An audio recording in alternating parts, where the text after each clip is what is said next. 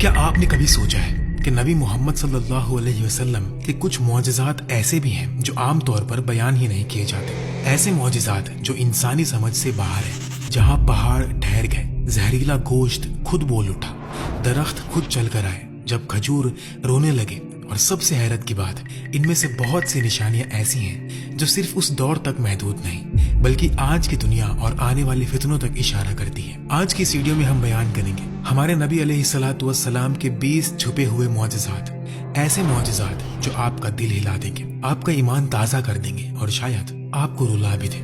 تو تیار ہو جائیں، کیونکہ جو آپ اب سننے جا رہے ہیں وہ صرف تاریخ نہیں، یہ نبوت کی روشنی کا زندہ ثبوت ہے۔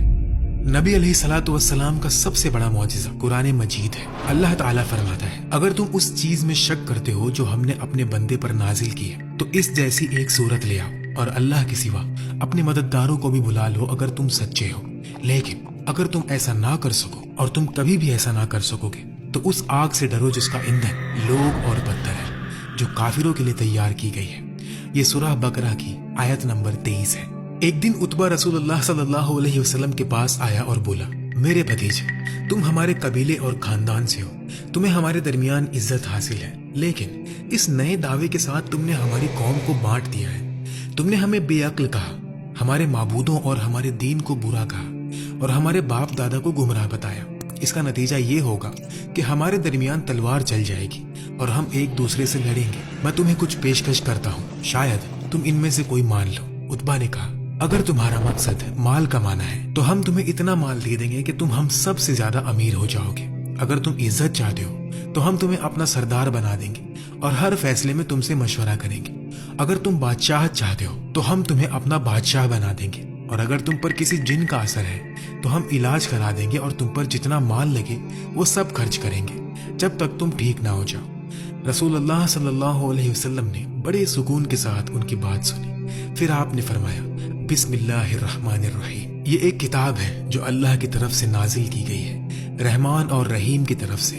یہ عربک زبان میں ایک کتاب ہے جس کی آیتیں واضح طور پر بیان کی گئی ہے، خوشخبری دینے والی اور ڈر سنانے والی ان لوگوں کے لیے جو سمجھتے ہیں، لیکن اکثر لوگ منہ موڑ لیتے ہیں اور سنتے نہیں۔ وہ کہتے ہیں، ہمارے دل اس بات سے پردے میں ہے جس کی تم ہمیں دعوت دیتے ہو، ہمارے کانوں میں بوجھ ہے اور ہمارے اور تمہارے درمیان ایک پردہ ہے۔ کہو، میں تو بس تمہاری طرح ایک انسان ہوں، میری طرف وحی کی جاتی ہے کہ تمہارا معبود صرف ایک ہی معبود ہے، بس اسی کی طرف سیدھے ہو جاؤ اور اس سے مغفرت مانگو، اور شرک کرنے والوں کے لیے عذاب ہے۔ عتبہ یہ آیتیں سنتا رہا۔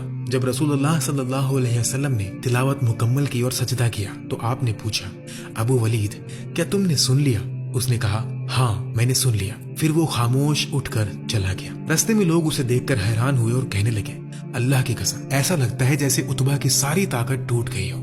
عتبہ نے کہا، اللہ کی قسم، محمد صلی اللہ علیہ وسلم نے مجھے ایسے کلمات سنائے جو میں نے اپنی پوری زندگی میں کبھی نہیں سنے۔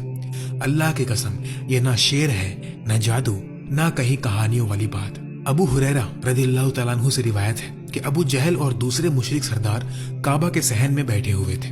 ابو جہل نے کہا، لات اور عزا کی قسم، اگر محمد صلی اللہ علیہ وسلم میرے سامنے سجدہ کریں گے تو میں ان کی گردن پر پاؤں رکھ دوں گا اور ان کا چہرہ مٹی میں رگڑ دوں گا۔ تھوڑی دیر بعد رسول اللہ صلی اللہ علیہ وسلم وہاں تشریف لائے، نماز پڑھی اور سجدہ کیا۔ ابو جہل اٹھ کر آپ کی طرف بڑھا، لیکن جیسے ہی قریب پہنچا اچانک ڈر کر رک گیا۔ اس نے اپنے چہرے کو بچانے کے لیے ہاتھ اٹھایا اور پیچھے ہٹ گیا۔